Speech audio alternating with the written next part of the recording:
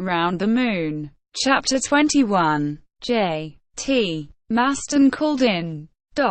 Emotion was great on board the Susquehanna. Officers and sailors forgot the terrible danger they had just been in, the danger of being crushed and sunk. They only thought of the catastrophe which terminated their journey. Thus, therefore, the most audacious enterprise of ancient and modern times lost the life of the bold adventurers who had attempted it.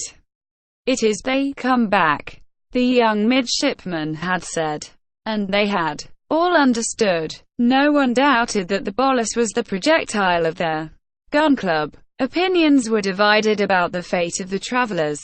"They are dead," said one. "They are alive," answered the other. "The water is deep here, and their shock has been deadened, but they will have no air, and will die suffocated." "Burnt," answered the other. "Their projectile was only an incandescent mass as it crossed the atmosphere." "What does it matter?" was answered unanimously. "Living or dead, they must be brought up from there." Meanwhile, Captain Blomsbury had called his officers together, and with their permission he held a council. Something must be done immediately. The most immediate was to haul up the projectile. A difficult operation, but not an impossible one. But the corvette wanted the necessary engines, which would have to be powerful and precise. It was, therefore, resolved to put into the nearest port, and to send word to the gun club about the fall of the bullet. This determination was taken unanimously. The choice of a port was discussed. The neighboring coast had no harbor on the 27th degree of latitude. Higher up, above the peninsula of Monterey, was the important town which has given its name to it. But, seated on the confines of a veritable desert, it had no telegraphic communication with the interior, and electricity alone could spread the important news quickly enough. Some degrees above lay the Bay of San Francisco. Through the capital of the gold country, communication with the center of the Union would be easy. By putting all steam on, the Susquehanna, in less than 2 days, could reach the port of San Francisco. She must, therefore, start at once. The fires were heaped up, and they could set sail immediately. 2,000 fathoms of sounding still remained in the water. Captain Blomsbury would not lose precious time in hauling it in, and resolved to cut the line. "We will fix the end to a buoy," said he, "and the buoy will indicate the exact point where the projectile fell." "Besides," answered Lieutenant Bronsfield, "we have our exact bearings. North lat. 27 deg. 7 feet, and west long. 41 deg. 37 feet. "Very well, Mr. Bronsfield," answered the captain. "With your permission, have the line cut." A strong buoy, reinforced by a couple of spars, was thrown out onto the surface of the ocean. The end of the line was solidly struck beneath, and only submitted to the ebb and flow of the surges, so that it would not drift much. At that moment the engineer came to warn the captain that he had put their pressure on, and they could start. The captain thanked him for his excellent communication. Then he gave N.E. as the route. The corvette was put about, and made for the Bay of San Francisco with all steam on. It was then 3 a.m. 200 leagues to get over was not much for a quick vessel like their Susquehanna. It got over that distance in 36 hours, and on the 14th of December, at 1:27 p.m., she would enter the Bay of San Francisco. At the sight of this vessel of the National Navy arriving with all speed, on her bowsprit gone, and her mainmast propped up, public curiosity was singularly excited. A compact crowd was soon assembled on the quays, awaiting the landing After weighing anchor, Captain Blomsbury and Lieutenant Bronsfield got down into an 8-oared boat which carried them rapidly to the land. They jumped out on the quay. The telegraph office, they asked, without answering one of their 1,000 questions that were showered upon them. The port inspector guided them himself to the telegraph office, amidst an immense crowd of curious people.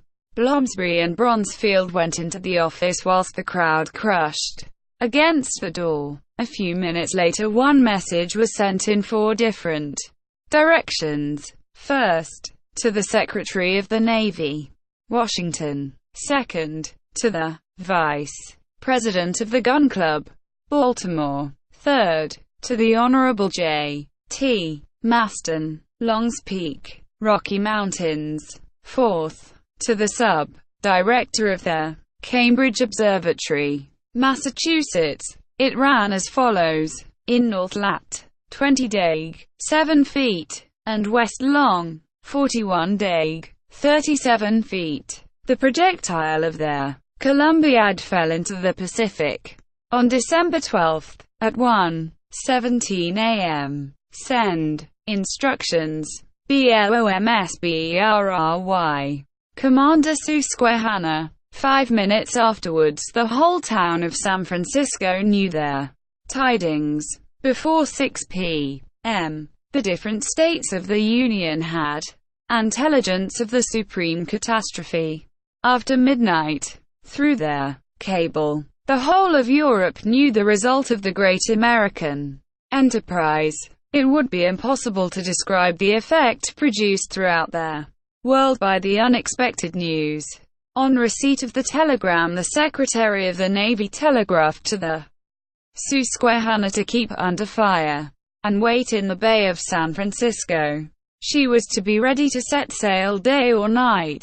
The Observatory of Cambridge had an extraordinary meeting, and, with the serenity which distinguishes scientific bodies, it peacefully discussed the scientific part of the question. At the gun club there was an explosion. All the artillerymen were assembled. The Vice President, the Honorable Wilcome, was just reading the premature telegram by which Messrs. Maston and Belfast announced that the projectile had just been perceived in the gigantic reflector of Long's Peak. This communication informed them also that the bullet, retained by the attraction of the moon, was playing the part of sub-satellite in the solar world. The truth on this subject is now known. However, upon the arrival of Blomsbury's message, which so formally contradicted J.T. Maston's telegram, 2 parties were formed in the bosom of the gun club. On the one side were members who admitted the fall of the projectile, and consequently the return of the travelers. On the other were those who, holding by the observations at Long's Peak, concluded that the commander of the Susquehanna was mistaken. According to the latter, the pretended projectile was only a bolus, nothing but a bolus, a shooting star, which in its fall had fractured the corvette. Their argument could not very well be answered, because the velocity with which it was endowed had made its observation very difficult. The commander of the Susquehanna and his officers might certainly have been mistaken in good faith. One argument certainly was in their favor.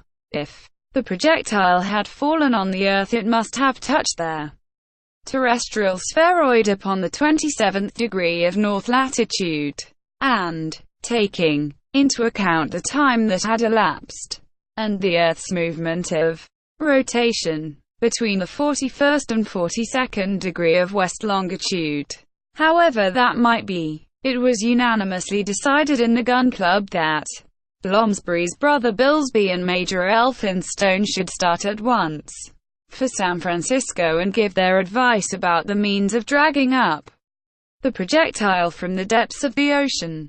These men started without losing an instant, and the railway, which was soon to cross the whole of Central America, took them to St.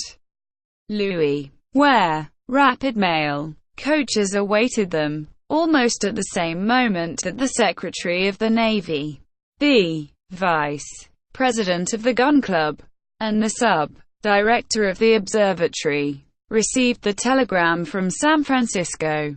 The Honorable J.T. Maston felt the most violent emotion of his whole existence, an emotion not even equaled by that he had experienced when his celebrated cannon was blown up, and which, like it, nearly cost him his life. It will be remembered that the Secretary of the Gun Club had started some minutes after the projectile, and almost as quickly, for the station of Long's Peak in the Rocky Mountains. The learned J. Belfast, director of the Cambridge Observatory, accompanied him. Arrived at their station, the two friends had summarily installed themselves, and no longer left the summit of their enormous telescope. We know that this gigantic instrument had been set up on the reflecting system, called front view by the English. This arrangement only gave one reflection of objects, and consequently made the view much clearer. The result was that J.T. Maston and Belfast, whilst observing, were stationed in the upper part of the instrument instead of in the lower. They reached it by a twisted staircase, a masterpiece of lightness, and below them lay the metal, well terminated by the metallic mirror, 280 feet deep. Now it was upon the narrow platform placed round the telescope that their two savants passed their existence, cursing the daylight which hid their moon from their eyes, and the clouds which obstinately veiled her at night. Who can depict their delight when, after waiting several days, during the night of December 5, they perceived the vehicle that was carrying their friends through space? To that delight succeeded deep disappointment when, trusting to incomplete observations, they sent out, with their first telegram to the world, the erroneous affirmation that the projectile had become a satellite of the moon gravitating in an immutable orbit. After that instant the bullet disappeared behind the invisible disk of the moon, but when it ought to have reappeared on the invisible disk, there impatience of J.T. Maston and his no less impatient companion may be imagined. At every minute of the night they thought they should see their projectile again, and they did not see it. Hence between them arose endless discussions and violent disputes, Belfast affirming that their projectile was not visible, J.T. Maston affirming that anyone but a blind man could see it. "It is the bullet," repeated J.T. Maston. "No," answered Belfast. "It is an avalanche falling from a lunar mountain." "Well, then, we shall see it tomorrow." "No, it will be seen no more. It is carried away into space." "We shall see it, I tell you." "No, we shall not." And while these interjections were being showered like hail, the well-known irritability of the Secretary of the Gun Club constituted a permanent danger to the director, Belfast. Their existence together would soon have become impossible. But an unexpected event cut short these eternal discussions. During the night between the 14th and 15th of December, the two irreconcilable friends were occupied in observing the lunar disk. J.T. Maston was, as usual, saying strong things to the learned Belfast, who was getting angry too. The Secretary of the Gun Club declared for the 1000th time that he had just perceived the projectile, adding even that Michel Ardan's face had appeared at one of the port lights. He was emphasizing his arguments by a series of gestures which his redoubtable hook rendered dangerous. At that moment Belfast's servant appeared upon the platform. It was 10 p.m. and gave him a telegram. It was the message from the commander of the Susquehanna. Belfast tore the envelope, read the enclosure, and uttered a cry. "What is it?" said J.T. Maston. "It's the bullet." "What of that?" "It has fallen upon the earth." Another cry. This time a howl answered him. He turned towards J.T. Maston. The unfortunate fellow, leaning imprudently over the metal tube, had disappeared down the immense telescope, a fall of 280 feet. Belfast, distracted, rushed towards the orifice of the reflector. He breathed again. J.T. Maston's steel hook had caught in one of the props which maintained the platform of the telescope. He was uttering formidable cries. Belfast called. Help came, and the imprudent secretary was hoisted up. Not without trouble. He reappeared unhurt at the upper orifice. "Suppose I had broken the mirror," said he. "You would have paid for it," answered Belfast severely. "And where has the infernal bullet fallen?" asked J.T. Maston. "Into the Pacific. Let us start at once." A quarter of an hour afterwards the two learned friends were descending the slope of the Rocky Mountains, and 2 days afterwards they reached San Francisco at the same time as their friends of the gun club. Having killed 5 horses on the road, Elphinstone, Bloomsbury, and Billsby rushed up to them upon their arrival. "What is to be done?"